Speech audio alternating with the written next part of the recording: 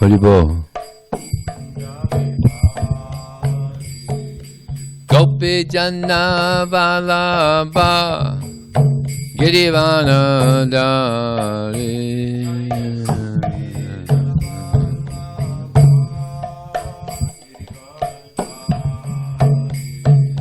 Gopi Janna Vallabha Girivana Dari.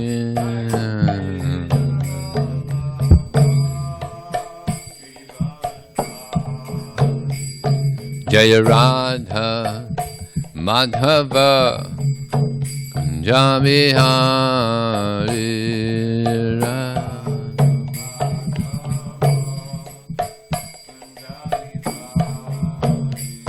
Jaya Radha Madhava Kunja Bihari.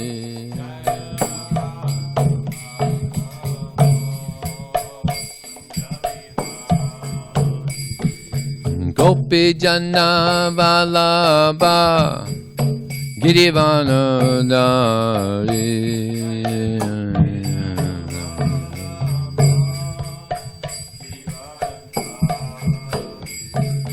Gopi Janna Vallabha Girivana Dari.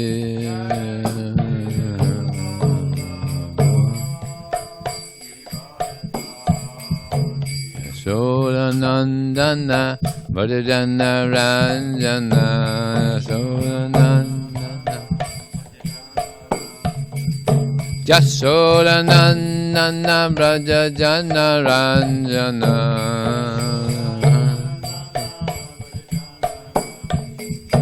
Jamuna Tira Vanachari.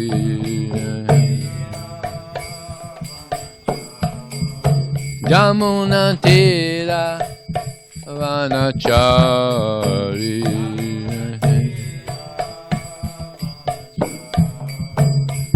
Jaya Radha Madhava Kunja Bihari.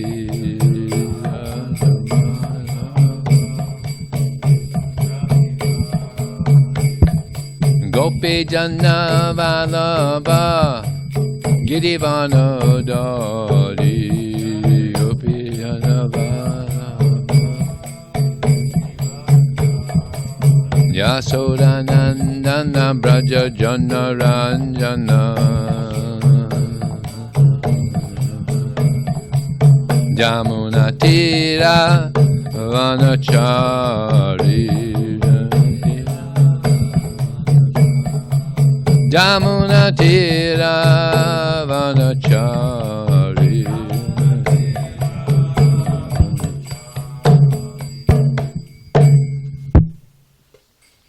Janavishnupada Paramahamsa Pravijakacharya Asato Sutta Shishimad. His Divine Grace, Srila A.C. Bhaktivedanta Swami. Srila Prabhupada Ki. Ananta Kota Vaishnavamani Ki Jai. Namacharya Srila Haridas Thakur Ki Jai. ISKCON Founder Acharya Srila Prabhupada Ki Jai. Prem Zagaho Shri Krishna Chaitanya Prabhu Nityananda Shri Advaita Gadadhar Shri Vasadi Gaur Bhaktivinoda Ki Jai. Shri Radha Krishna Gopya Samakun Radhakun Giri Govardhan Ki Jai. Shri Vrindavan Ki Jai. Shri Maya Pranavidam Ki Jai. Gangamaya Ki Jai. Jamunamaya Ki Jai. Tulsi Devi Ki Jai. Bhakti Devi Ki Jai. Samaveda Bhaktivinoda Ki Jai. Transcendental Book Distribution Ki Jai. Harinam Sankirtan Ki Jai. Go Premanandi. All glorious some devotees. All glorious some devotees. All glorious to some devotees. All glorious to Shishi Guru and Sri Gauranga.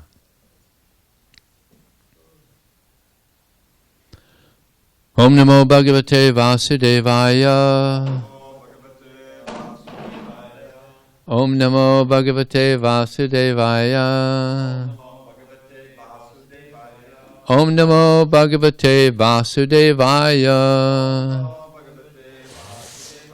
So this morning reading the Srimad Bhagavatam, Canto 4, Chapter 24, text number 45 and 46. And we'll read 45 together. Snigdha pravrit kanasyamam sarva sundharya sangraham charvayata chaturbahu sujata ruchirhananam snigdha pravrid ganasyamam sarva sandhara sangraham charvayata chaturbahu sujata ruchitaranam snigdha pravruta ganasyamam sarva sandhara sangraham charvayata chaturbahu sujata ruchirhananam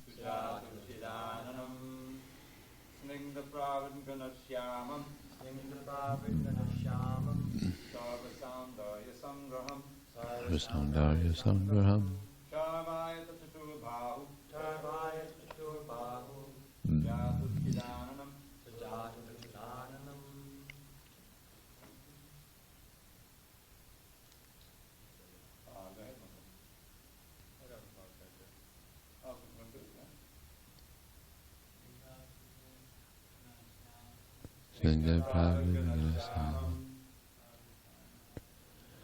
Sarva Sandharya Sangraham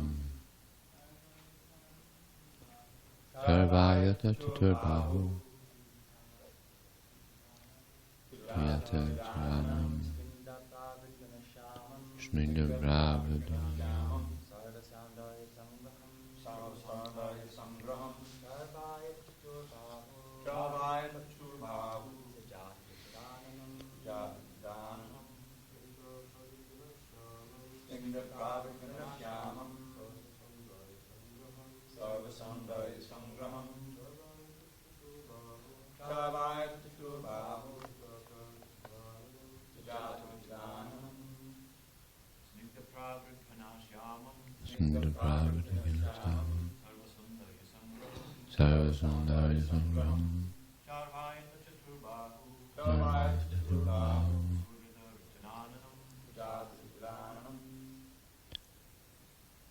Now I'll read the next one myself. Padma Kosha Palashakam Sundara Bru Suna I can't see so Sunasikam Shrudvijham Sukapolasyam Samakarna Subhashanam Snigdha Glistening Pravrit Rainy season Gunashyamam Densely cloudy Sarva all Saundarya beauty Sangraham collection Charu beautiful Ayata bodily features Chatubahu unto the four-armed Sujata ultimately beautiful Ruchira very pleasing Ananam face Padmakosha the whirl of the lotus flower Palasha petals Aksham eyes Sundara beautiful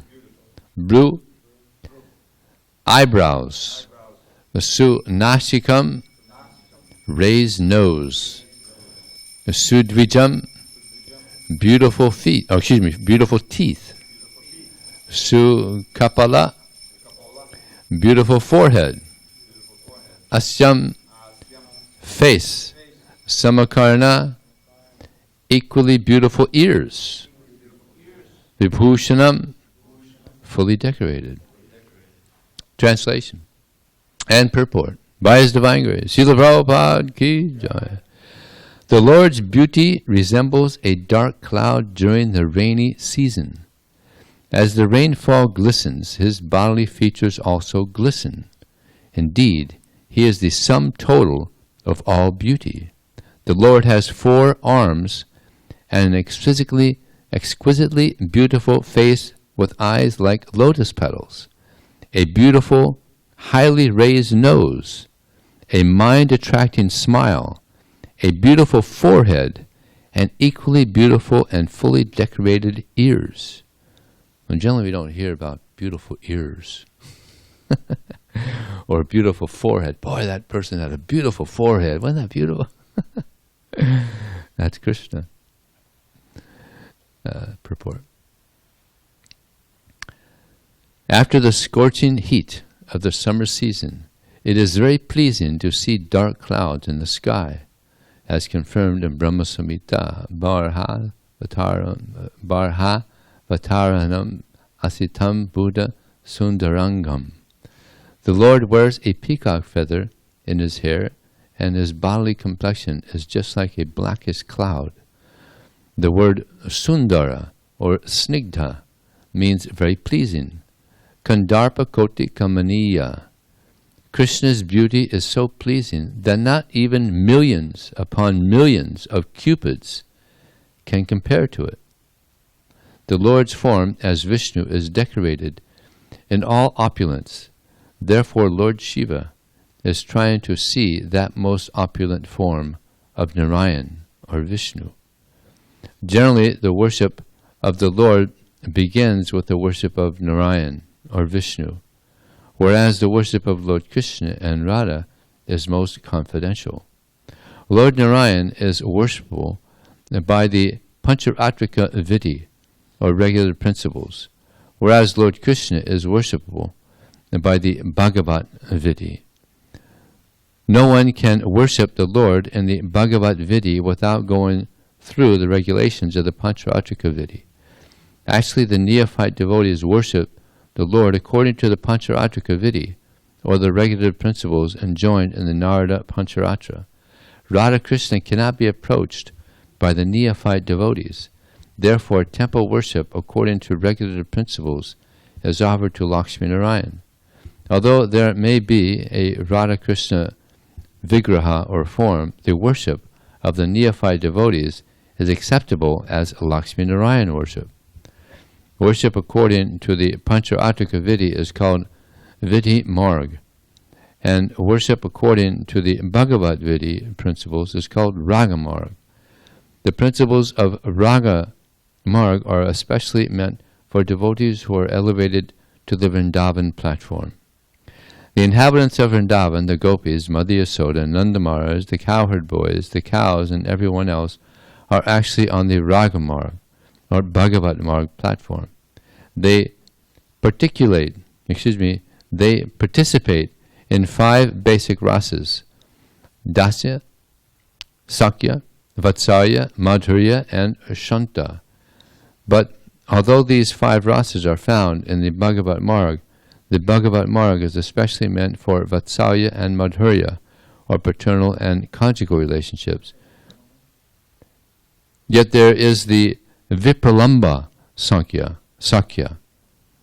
the higher fraternal worship of the Lord, especially enjoyed by the cowherd boys. Although there is friendship between Krishna and the cowherd boys, this friendship is different from the Aishvarya friendship between Krishna and Arjuna. When Arjuna saw the Vishwarupa, this is quite a purport, the gigantic universal form of the Lord, he was afraid for having entreated Krishna as an ordinary friend. Therefore he begged Krishna's pardon. However, the cowherd boys, who are friends of Krishna in Vrindavan, sometimes ride on the shoulders of Krishna.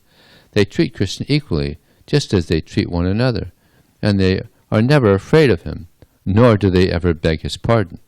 Thus the Rag Marg, or Bhagavat Marg friendship, exists on a higher platform with Krishna, namely the platform of Vipralamba friendship. Paternal friendship, paternal service, and conjugal service are visible in the Vrindavan Rag Marg relationships. Without serving Krishna according to the Vidhi Marg regular principles of the Pancharatrika Vidhi, unscrupulous persons want to jump immediately to the Rag Marg principles. Such persons are called Sahajiya. They are also demons. There are also demons who enjoy depicting Krishna and his pastimes with the gopis. Taking advantage of Krishna, by their licentious character. These demons who print books and write lyrics on the Rag Marg principle are surely on the way to hell. Unfortunately, they lead others down with them. Devotees in Krishna consciousness should be very careful to avoid such demons. One should strictly follow the Vidhi Marg regular principles in the worship of Lakshmi Narayan, although the Lord is present in the temple as Radha Krishna. Radha Krishna includes Lakshmi Narayan. Therefore, when one worships the Lord according to the regular principles, the Lord accepts the service in the role of Lakshmi Narayan. In the Nectar of Devotion, full instructions are given about the Vidhi Marg worship of Radha Krishna or Lakshmi Narayan.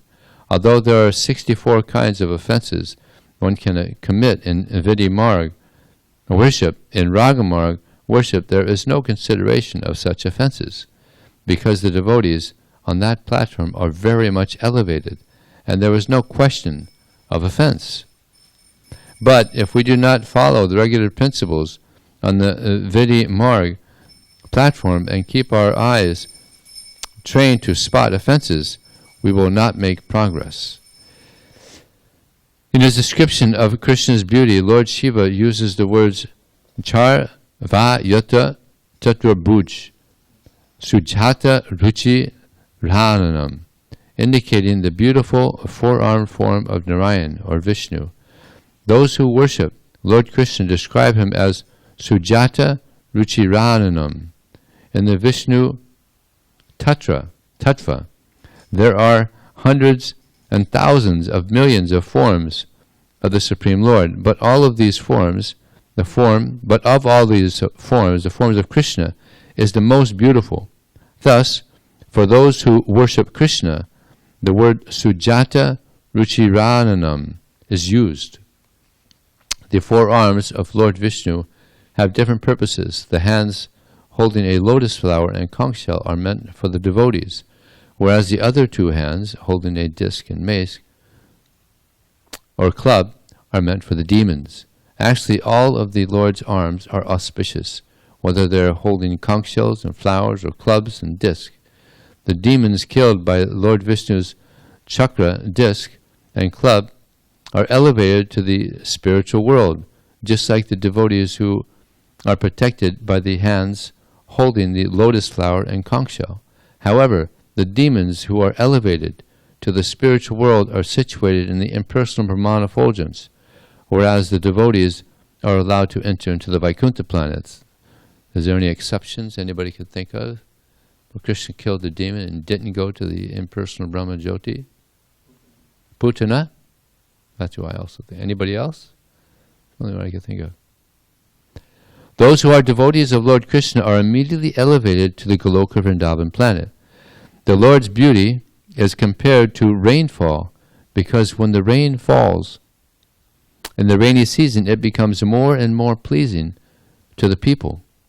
After the scorching heat of the summer season, the people enjoy the rainy season very much. Indeed, they even come out of their doors in the villages and enjoy the rainfall directly. Thus the Lord's bodily features are compared to the clouds in the rainy season. The devotees enjoy the Lord's beauty because it is a collection of all kinds of beauties. Therefore the word sarva saundarya sangraham is used. No one can say that the body of the Lord is wanting in beautiful parts. It is completely purnam. Everything is complete. God's creation, God's beauty, and God's bodily features. All these are so complete that all one's desires can become fully satisfied when one sees the beauty of the Lord. The word sarva saundarya indicate that there are different types of beauties in the material and spiritual worlds, and that the Lord contains all of them. Both the materialist and the spiritualist can enjoy the beauty of the Lord. Because the Supreme Lord attracts everyone, including demons and devotees, materialist and spiritualist, he is called Krishna. Similarly, his devotees also attract everyone, as mentioned in the Sad Goswami Stotra, Dira Dira Janapriya. The Goswamis are equally dear to Dira, devotees, and Adira, demons. Lord Krishna was not very pleasing to the demons when he was present in Vrindavan, but the 6 Goswamis were pleasing to the demons because they were present in Vrindavan. That is the beauty of the Lord's dealings with his devotees. Sometimes the Lord gives more credit to his devotees than he takes for himself. For instance, on the battlefield of Kurukshetra, Lord Krishna fought simply by giving instructions. Yet it was Arjuna who took the credit for fighting. Nimitta matram bhava savyasachin. You, O Savyasachi Arjuna, can be but an instrument in the fight. Bhagavad Gita 11:33. Everything was arranged by the Lord, but the credit of victory was given to Arjuna. Similarly, in the Krishna consciousness movement, everything is happening according to the predictions of Sri Chaitanya Mahaprabhu, but the credit goes to Lord Chaitanya's sincere servants, especially Srila Prabhupada. Thus the Lord is described herein as Sarva Saundarya Sangraham. That's quite a purport. Om Jnanatimanandasya Gyananjana Salakaya Chakshram Militam Jena Tasmai Shri Gurave Namah Mukram Kotu Achalang Pangundang Hayate Garim Yatkripa Tadaham Vande Shikarum Dinataranam Vachikapatribhischa Kripa Sindhubhyevacha Patitanam Pavanevyo Vaishnavevyo Namo Namaha. Jaya Shri Krishna Chaitanya Prabhu Nityananda Shri Advaita Gadadhar Sivasati Gaur Bhaktivinoda. Hare Krishna, Krishna Krishna, Hare Hare, Hare Ram, Ram Ram, Hare Hare. So this the verse is explaining first of all the beauty of Krishna. Krishna is so attractive, inconceivably attractive. Therefore his name is Krishna, very attractive. It's described that Krishna is so attractive. It's like a lot of times people, they put jewelry on their bodies, earrings and nose rings and all kinds of things. Now they have cheek rings and all kinds of strange things going on. Tattoos everywhere to try to look beautiful. But Krishna, when you put jewelry on Krishna, Krishna makes the jewelry look more attractive. The jewelry doesn't make Krishna more attractive. There's only one thing that makes Krishna more attractive. Radharani. Because Radharani, she is so beautiful also. And Krishna makes her look more beautiful as well. It goes both ways. So Krishna is very attractive. Madhuram, Madhuram, Vapar Asya Vibhor, Madhuram, Madhuram, Vadanam, Madhuram. Madhugandhir Mudus, Madhum Etadaho, Madhuram, Madhuram, Madhuram, Madhuram. Someone give Dravida the mic. And he'll give the poetry of this beautiful verse. Sweet, sweet is my dear Lord's form. Sweet is still his face so fair. But his honey-scented gentle smile is sweet beyond compare. Haribo. Honey, sweet smile. So his smile is fragrant. Krishna is fragrant. It's very beautiful, inconceivably beautiful. And people want to be beautiful in general. They decorate themselves in so many ways. But Krishna is just naturally always attractive. And the more the devotees go towards Krishna, they also become attractive. And therefore many people told Prabhupada, actually there's one priest that went to Prabhupada and said that, these boys you have, they're our boys.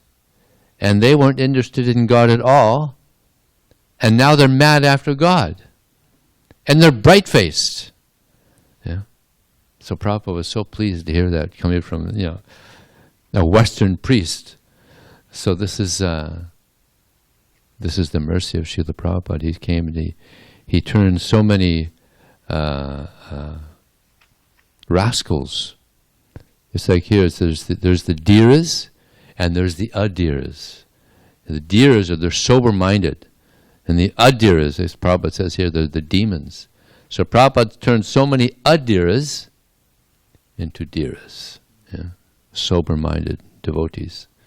So this is the mercy of Srila Prabhupada. So here it's also mentioned a lot about the about this Raganuga process. We start off in this Vidimarg, following the rules and regulations. And gradually, hopefully, we'll reach that ragamar. This is actually the goal, to have this pure devotion towards Krishna. And there's examples of, there's one example that comes to mind of someone who was an adhira, became a dhira. He was practicing vidhi, and then Ragamarga, Bilvamangala Thakur. Bilvamangala Thakur, he was a complete debauchee. He used to go and see this prostitute every night. But there was one night he had to go to his father's funeral. And he was just thinking, when is this going to get over? He wanted to go to the prostitute. But it just so happened that after the funeral, he took off and was going to the prostitute, and then a storm came. And he thought, anyway, I'll just get there somehow. But he had to cross the river, and usually there's a boat there, but because of the storm, there was no boat. So, generally Indians don't swim.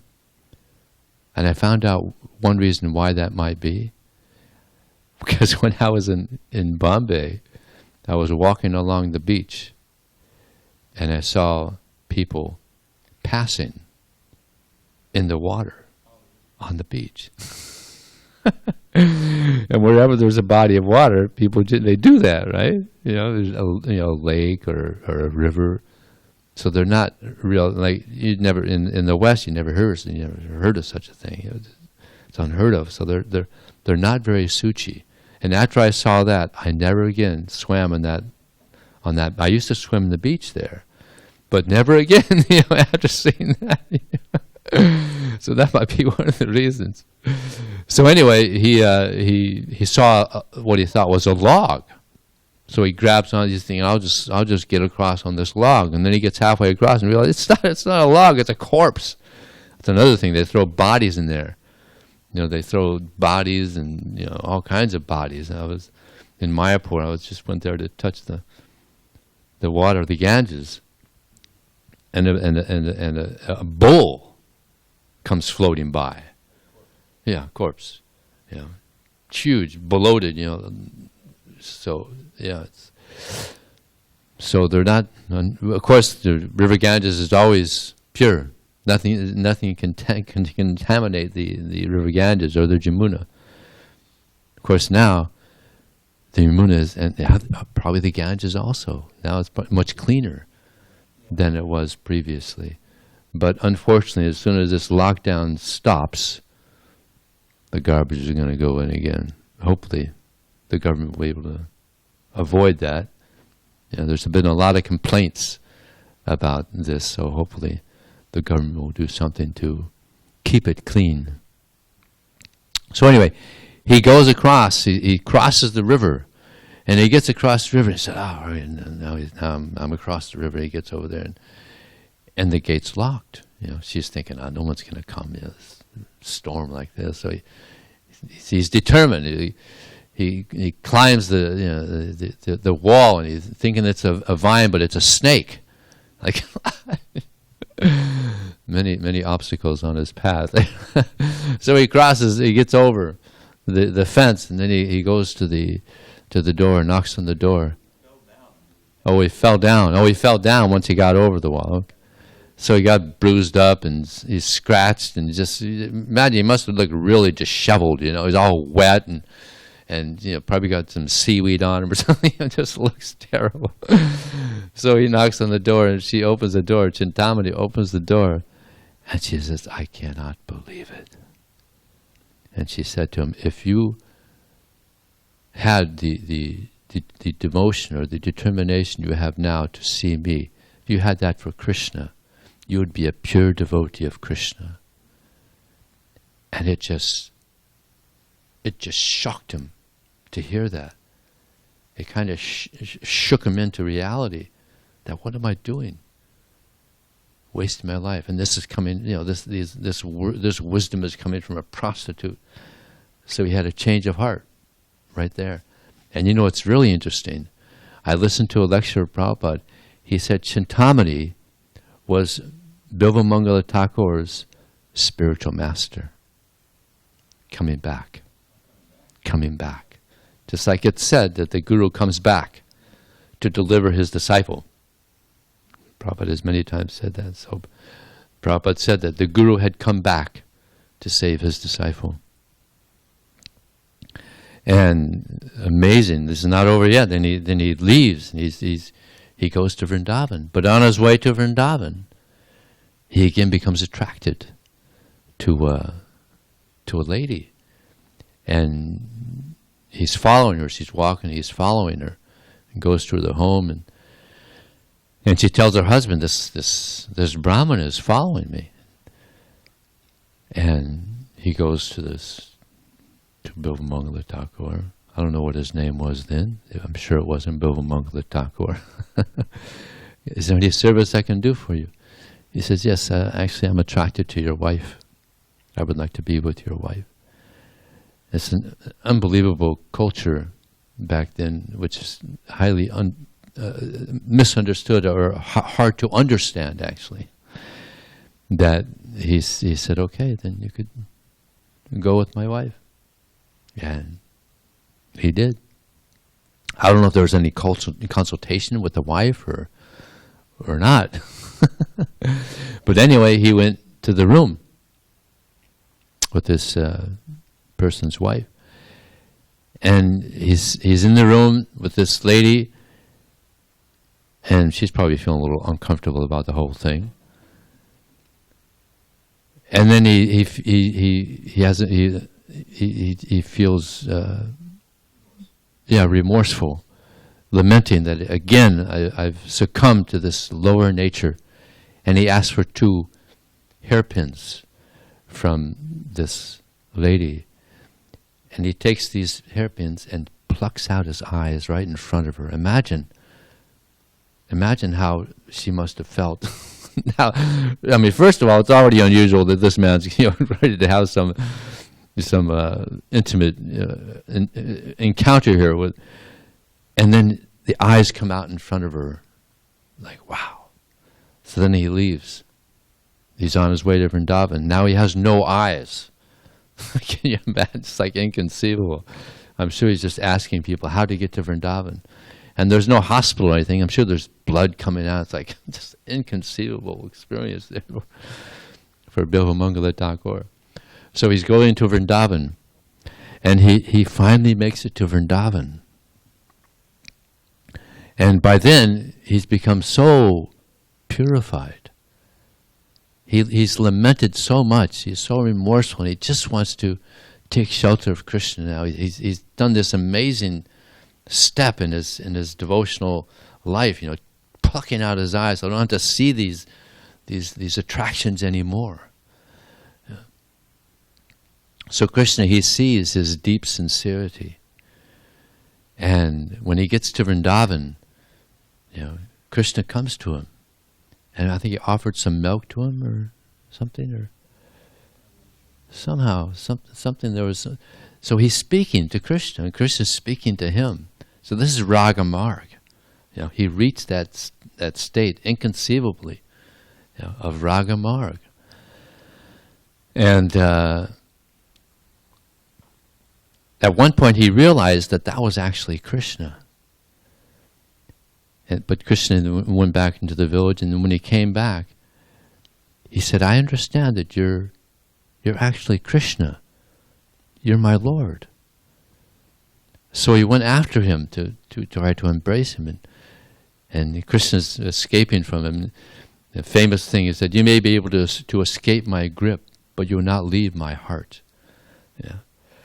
So he achieved that Raga Marg, that pure devotion. And there's other examples. There's an amazing example of Sanatana Goswami. He was in Vrindavan, and Krishna came to him in a dream, Madan Mohan, and said, I'm at a person's home here. They have 6 children, but I want to go with you. And one of these children is going to get ill. I want you to go to where this home is. And the lady of the house, she's going to come out and try to get some help for her ill child. She's going to see you. You go and you help this child, you bless this child to become healthy again. The child is going to become healthy. And then the lady is going to ask if there's anything I can do for you. And this is what you ask for. You ask for me. And don't think anything else. So then Sanatana Goswami, he wakes up after this dream. So he goes to this house, and sure enough, this child gets ill, and lady comes out and sees Sanatana Goswami. Please, my child is ill. Please, can you help? Sadhus, they have this ability to help in any any circumstance. Blessings. It's like that amazing pastime of Prabhupada. He was on a train, and I'll go back to the story.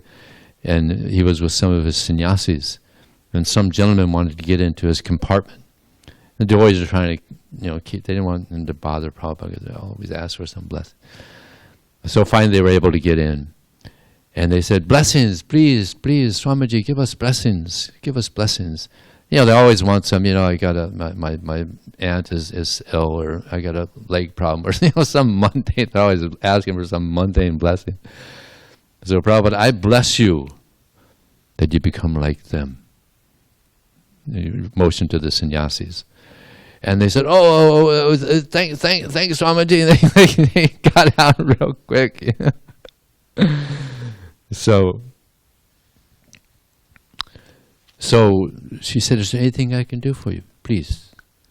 I just want your deity. Oh, I can't give you the deity. My husband was very upset. He wasn't there at the time. He said, you ask if there's anything I want. All I want is your deity. And she was thinking, he's a very thin sadhu. He's not going to be able to pick it up because it's a big Madan Mohan. It's a big deity. So he went over and she said, okay, you can take. So Sanatana Goswami went over to pick it up, and he picked it up like it didn't weigh anything. And then he left. So Sanatana Goswami, he didn't have a home. Where was he living? On the bank of the Ganges. The Yamuna. So he brings the Madan Mohan there and stands him there. So then the husband gets back, and he immediately sees there's no deity. Where's my deity? Where? She said, well, our son was ill, and there was a sadhu outside, and he helped the child become healthy again, and he only asked one thing. He wanted the deity. What can I say to him? So he took the deity. So immediately he left the home, searching. He didn't know where. Searching, looking everywhere, all around Vrindavan. Finally he finds Madan Mohan there, standing on the bank. And he goes to Sanatana Goswami and says, I understand the circumstance that you did some seva, but I'm very attached to this deity. Please, can you return my deity, please? So Sanatana Goswami, he could see that he's very attached, and he was thinking, this is very nice. Yeah, if you can take, you can take. So he went over to pick up the deity. Couldn't budge it. Couldn't move it. It was very heavy. So then this devotee, Damodar actually, said, well, it appears like the Lord is in good hands. Because he took the deity with no problem. But he couldn't even move it.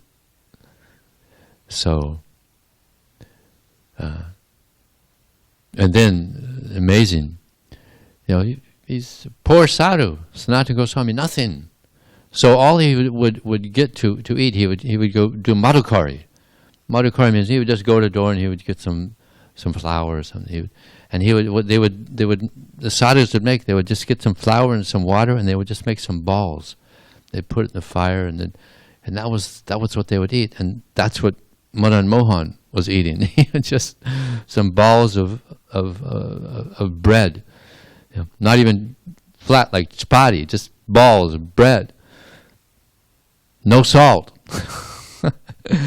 So he said to Sanatana Goswami, please, can you at least give me some salt? And Sanatana Goswami said, well, I'm a poor sadhu. You want salt now, then you're going to want sabji, and then you're going to want chapatis and puris and sweet rice. Please be satisfied with what you have. So, okay. So sometime later, one man comes up and says, Sadhu, I need some help. I need some help. I have a ship here. It's filled with salt. It's stuck on the bank of the river. What to do? Pray to my deity. Okay. Pray to Madan Mohan. Went down, and boat is free. Oh, very powerful. That's amazing deity you had there. So he left, made a lot of money, and they thought, let me do some seva for this sadhu. So he came back. Is there anything I could do for you? The boat was set free. Now I've made some money. What can I do for you? Build a temple for Madan Mohan. So that's how the temple was built. That beautiful temple now. And now there's a replica in India. Radhanath Swami's team there at what is that called? GEV, Govardhan Eco Village. They built the same size, exact replica. It's beautiful. I think they did Govindaji temple also, right? Yeah, it's amazing. So he wanted salt.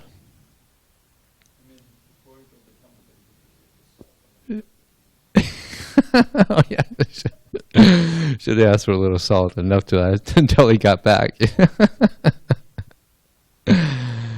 Yeah. So, and there's another instance where Rupa Goswami was the younger brother of Sanatana Goswami, and Sanatana Goswami was also like his guru. So he was such a great devotee, Sanatana Goswami. He was I guess our first Vaishnava mediator. In Vrindavan, if there was any quarrel amongst anybody in Vrindavan, they would always go to Sanatana Goswami, because he was so respected in Vrindavan. And whatever conclusion he would come up with after hearing both sides, they would accept. So pure, so respected. And in Vrindavan they have this Guru Purnima, and mainly it's to respect Sanatana Goswami. Although there's so many gurus, main focus is on, still to this day, he's so respected. It's amazing. So Rupa Goswami, he wanted to cook a feast for Sanatana Goswami because he's such a wonderful devotee. But he didn't have anything. So a young girl came, knocked on the door, and said, "Oh, Sadhu, my family, we had one program here recently, and my mother told me to bring all these things for you to cook." So he said, "Oh," he was so pleased. Thank you so much." So he made a big feast for Sanatana Goswami. And Sanatana Goswami, he knew that Rupa Goswami, he didn't have any money for getting all the ingredients for a feast like this. He said, "Where did you get all the things to make this feast?" Oh, this young girl came, and they had a function at their home, and the mother said to bring all these things to the sadhus. And Sanatana Goswami said, "Oh, and what did she look like?" And Rupa Goswami said, "Oh, she was very beautiful. I've never seen her before. She's very beautiful." And immediately Sanatana Goswami could understand that was Radharani. And he said to Rupa Goswami, "Oh, this is not good. We are supposed to serve Srimati Radharani. That was Radharani that came and gave all these ingredients. We've accepted service from Radharani. This is not good. We're supposed to serve Srimati Radharani. So this is another, you can see the Raganuga, he's speaking to Radharani. Radharani is coming and doing service. See, this is the thing in the spiritual world. Everyone wants to serve Radha and Krishna, but Radha and Krishna, they want to serve the devotees. And who was that? I think it was Raghunath Das Goswami. He was chanting, and the sun was coming down very hard, and I think Radharani brought an umbrella to protect him. I think it was Raghunath Das Goswami. So the supreme goddess of fortune that's coming and doing menial service, holding an umbrella for her devotee. This is amazing. So, in this purport, Prabhupada, he also mentions how he goes on about the dhiras and the adhiras, and there are within our society also there's people that were very adhira, really, really low class people. I'll tell you one instance of Dravida Prabhu. You might know this person, Ruchi. He was living in Los Angeles, and he was a very demoniac person. No, this is another one, your godbrother. In Los Angeles, he didn't like the devotees at all, and he would blaspheme them.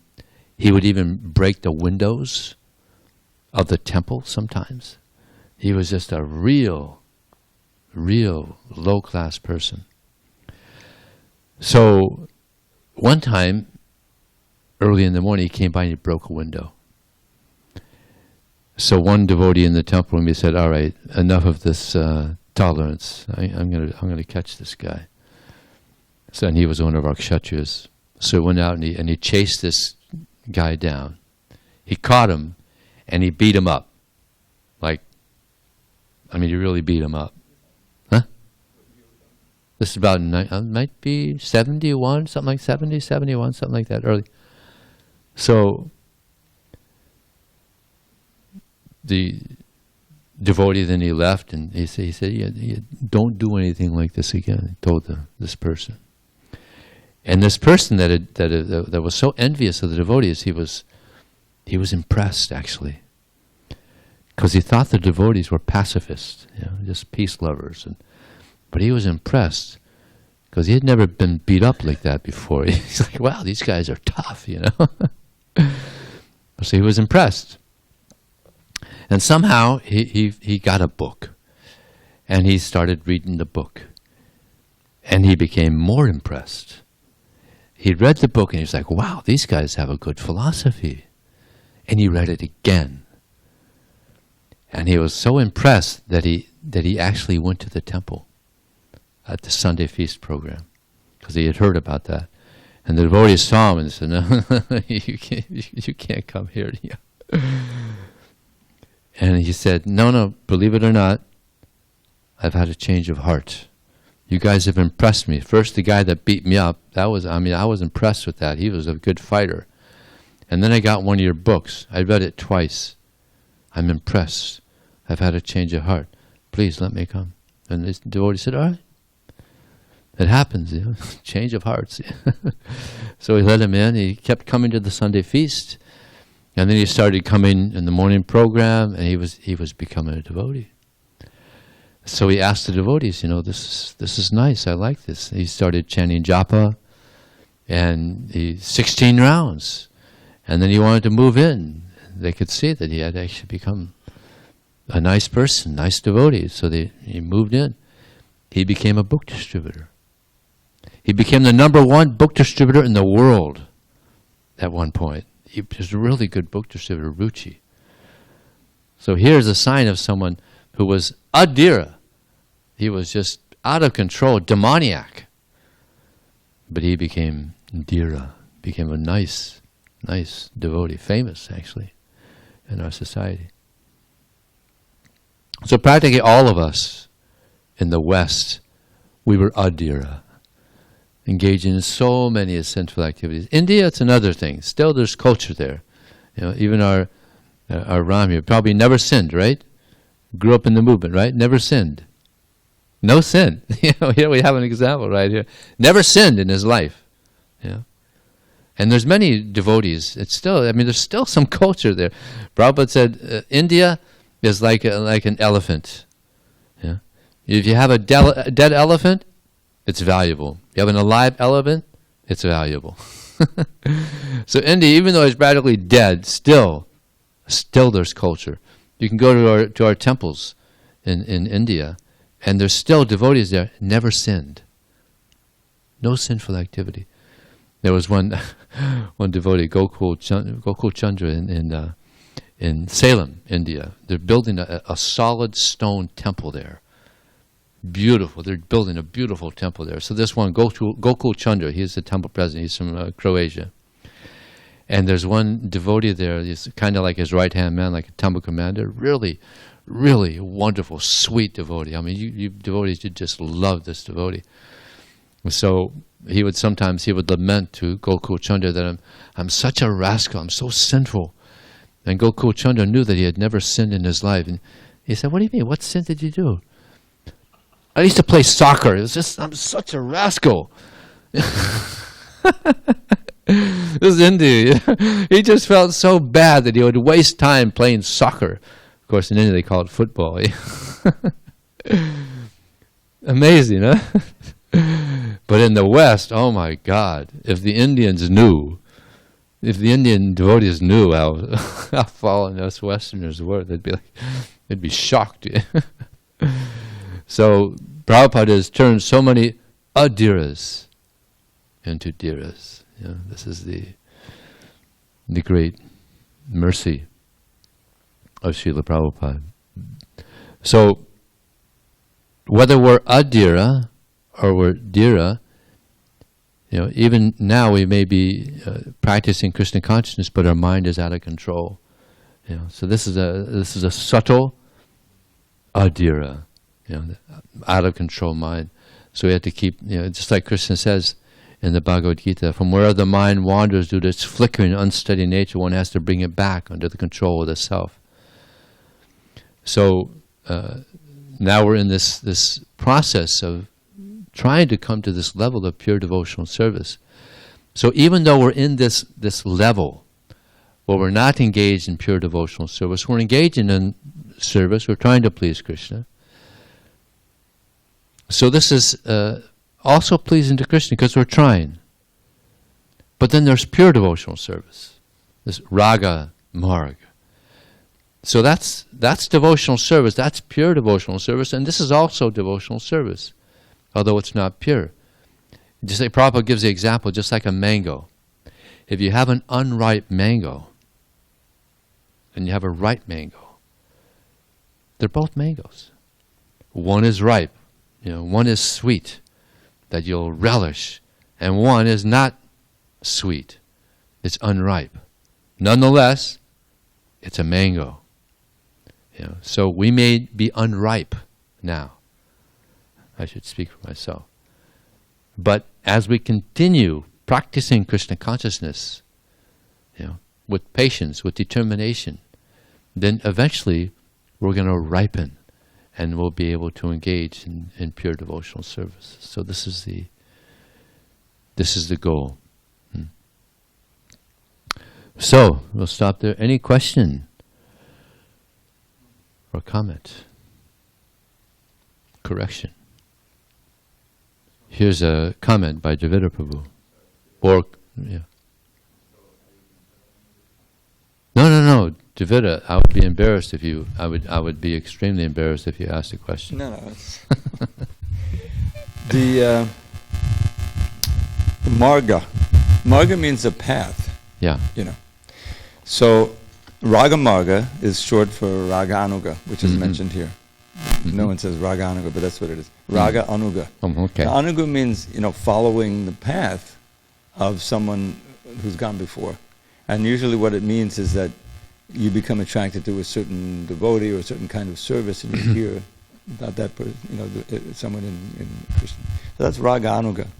Now, we commonly, accept that we're following Prabhupada, his mood and preaching and the whole thing that he's doing. So in that case, we're all like on this Ruga platform. But as Prabhupada mentions here, it's founded on nice following of the Vidhi Marg, which is according to duty.